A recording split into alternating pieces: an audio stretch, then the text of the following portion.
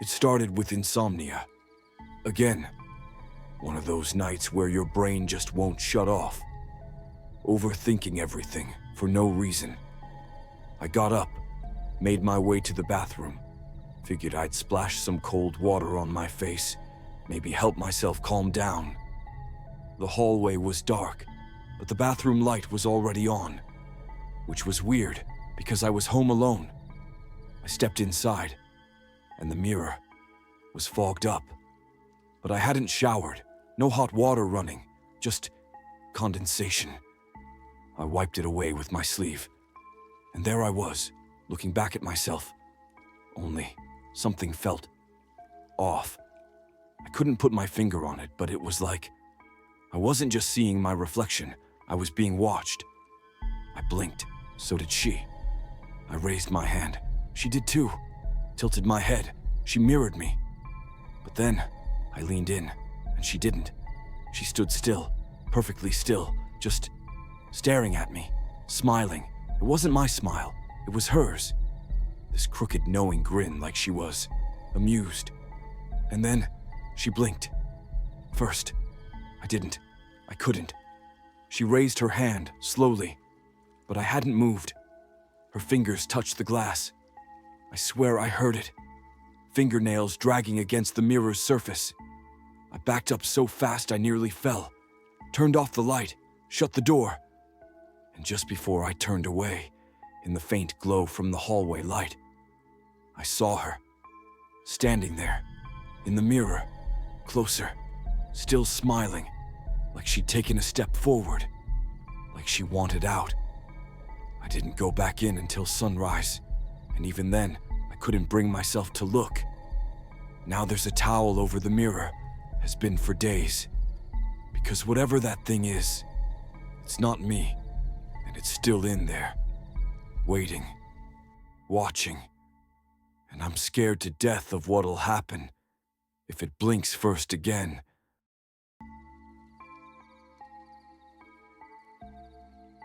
We moved into the house in May, just my wife and me, finally on our own.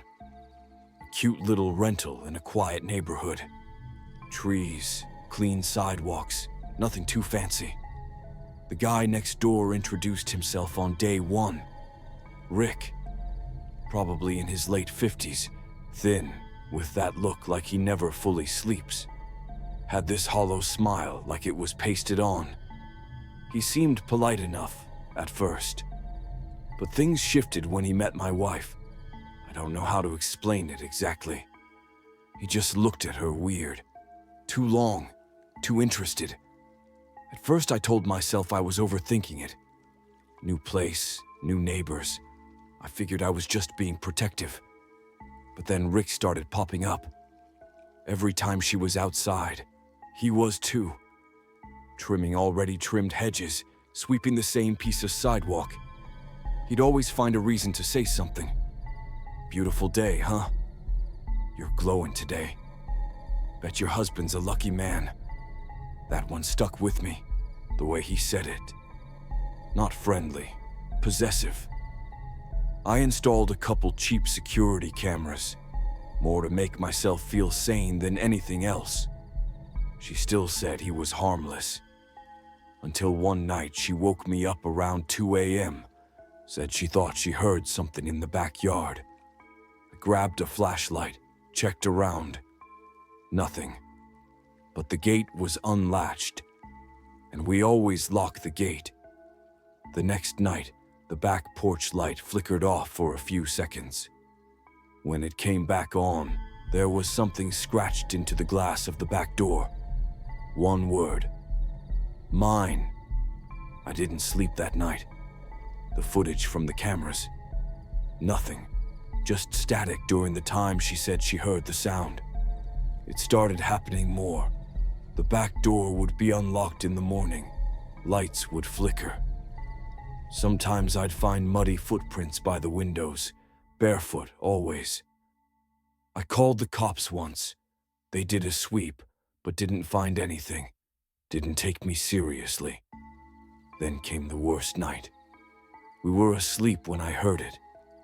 The front door creaked, then a floorboard in the hall, then silence. I motioned to my wife not to make a sound. We slipped out of bed and into the closet, quiet as possible. I locked the closet from inside and called 911. As we waited, I heard footsteps outside the door. Slow, deliberate, like whoever it was knew we were hiding. Then breathing, right outside the closet. And then, a soft knock, 3 taps, and then nothing. We stayed hidden until the police arrived. They checked the whole house. No sign of forced entry. No one inside. Nothing on the cameras. But I know what I heard. She does too. We haven't slept since. And Rick? Haven't seen him. Not once since that night. His house looks empty. Mail piling up. Lights off. Blinds drawn. But no one's come to move his stuff. The cops say maybe he moved out. But sometimes I catch a whiff of his cologne outside the bedroom window. The scent hits like a memory. Stale and sour. Last night I found our back gate open again, scratched into the wood this time, so faint I almost missed it. Still mine.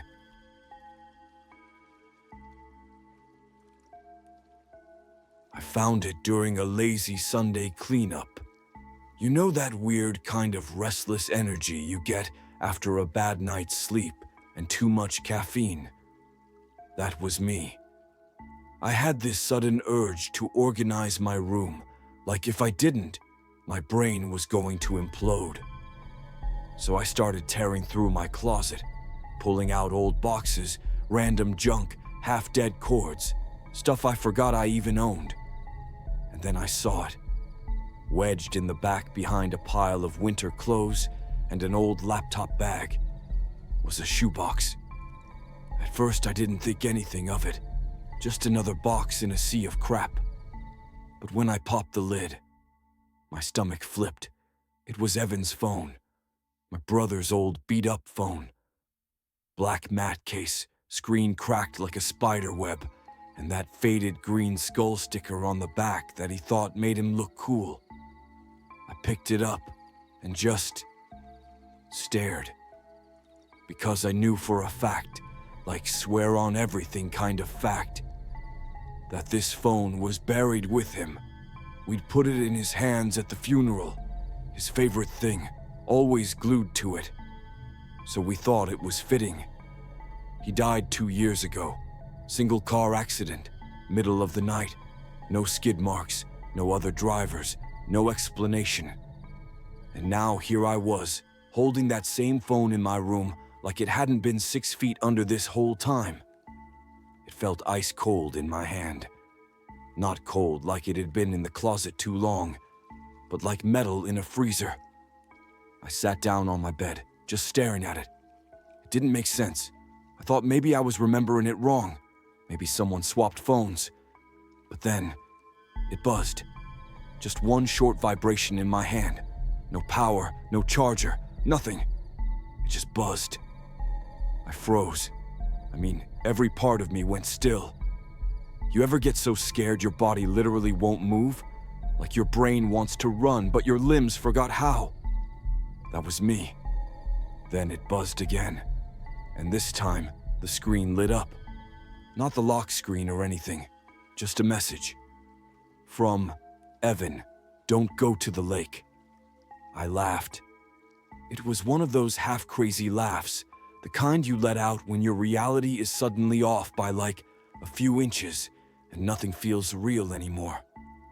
Because earlier that day, literally hours ago, I had told my roommate I might hit up a party at our friend's lake house. I didn't text it, didn't post it anywhere, just said it out loud. Now this dead phone, supposedly buried with my brother, was warning me not to go. I flipped the phone over. No SIM card, no service, no Wi-Fi, no battery indicator. I tapped the screen. It stayed on. Another message popped up. Please. I stared at that word for way too long. There was something desperate about it. Like it wasn't just a warning, it was begging. I set the phone down on my desk, took a step back, tried to rationalize it. Maybe this was a weird prank. Maybe I was finally cracking from stress. College does that, right? But then it buzzed again. Third message. It wasn't an accident. That one hit different. I sat down slowly. Because deep down, I always had this gut feeling that what happened to Evan wasn't just a random crash. There were weird things. The police said the brakes were fine, no alcohol, the road was dry. And yet somehow he veered off, hit a tree, and died instantly. No explanation, no witnesses.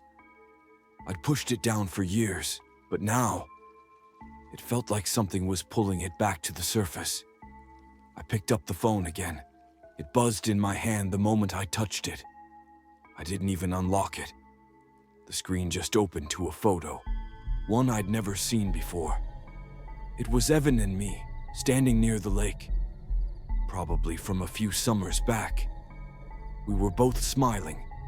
I looked like a dork, but in the reflection of the water behind us, there was something else.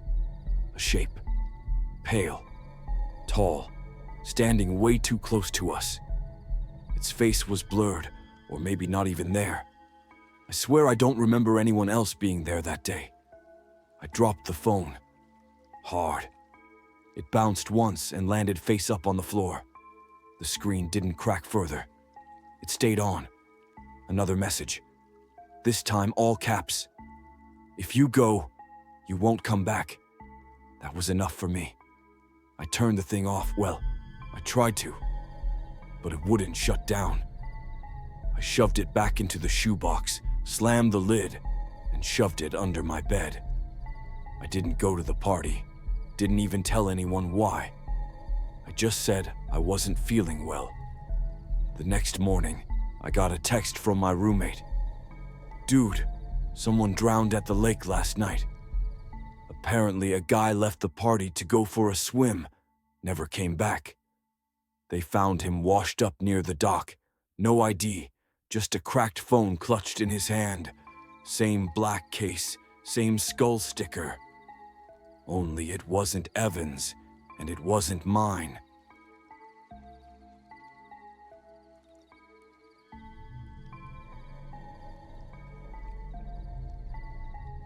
I travel a lot for work.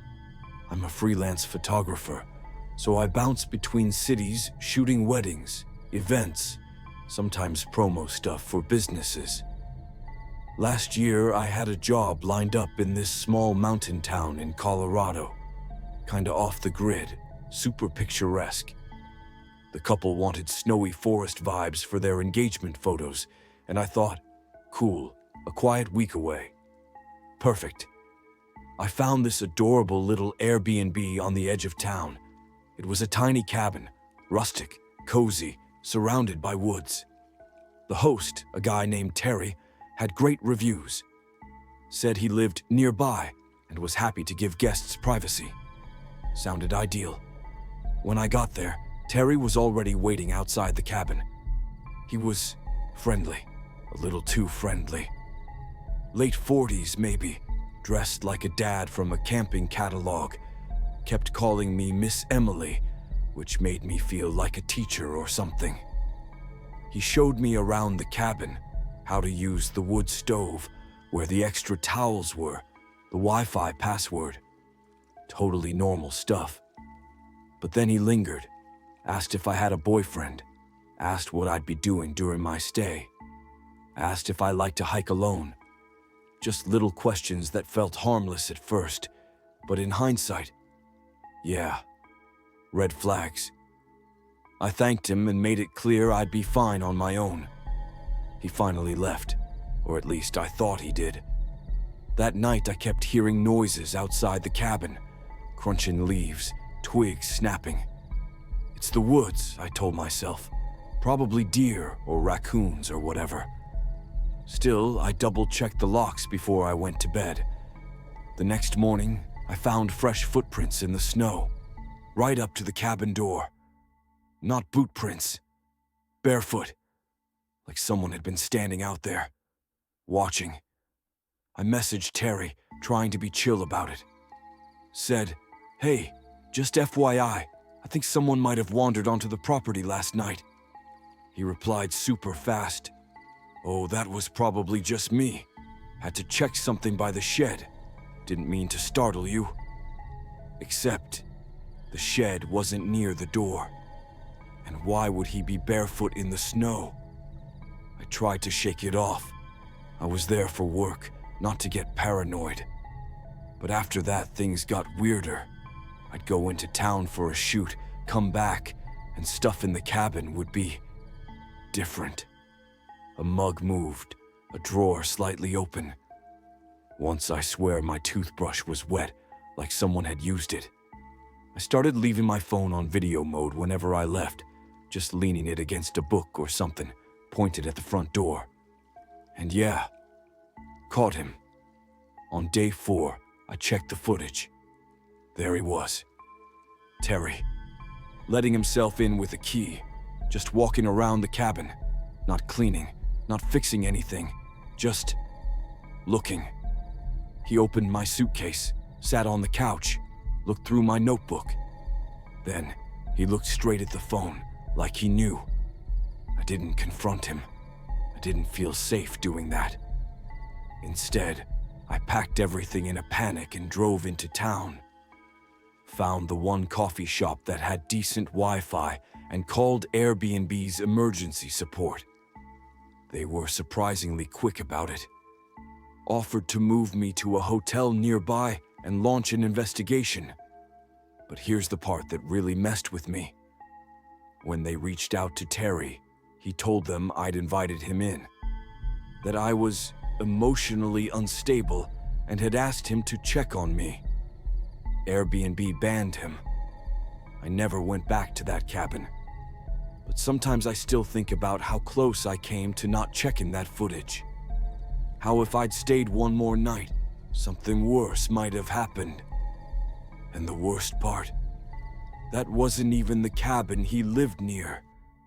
It was one of 3 he owned, all within walking distance of each other.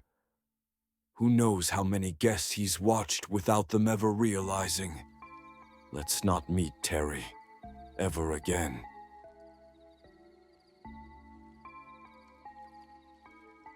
After a brutal semester at college, we decided we deserved a break. Someplace warm, cheap, and with plenty of drinks. So, we booked a week at this all-inclusive resort in Mexico. Honestly, it started out amazing. Beachfront, great food, unlimited booze. We even made friends with a few other travelers our age. But Marcus, he had one goal in mind. I'm not leaving here without at least one vacation hookup. Classic Marcus. So on night 4, when we hit the resort bar and he locked eyes with this girl, I already knew where things were headed. She was stunning. Way out of his league, honestly. Black dress, long hair, red lips. Looked like she stepped out of a magazine ad for Danger. She was sitting alone, nursing a glass of wine. He cracked some lame joke. She laughed, and that was it. They were off in their own world. I tried to keep an eye on him, but between tequila shots and karaoke, I lost track. Around midnight, he came up to me, grinning like an idiot. She invited me back to her room, he said. She's staying in a villa on the far side of the resort. Swanky stuff. I gave him a bro hug, wished him luck, and told him not to forget his wallet this time. He didn't come back that night. Not unusual, I figured. But the next morning, I woke up to a knock on the door. It was Marcus. He looked awful, like he hadn't slept. Eyes bloodshot, shirt inside out, and, get this, barefoot. I let him in, and he immediately went to the minibar and grabbed a water. Didn't even say anything for a minute. Finally, I asked, "Dude, what happened?" He sat down, rubbed his face, and said, "Man, I don't even know. Everything was fine. We went to her room. We were drinking, hooking up a bit, and then she said she wanted to freshen up in the bathroom. He paused, took another sip. Next thing I know, I wake up hours later, on the floor. My pants are gone, my wallet, phone, everything, just gone. She was gone too. I laughed at first, like of course Marcus would get played like that. But then I saw the look on his face.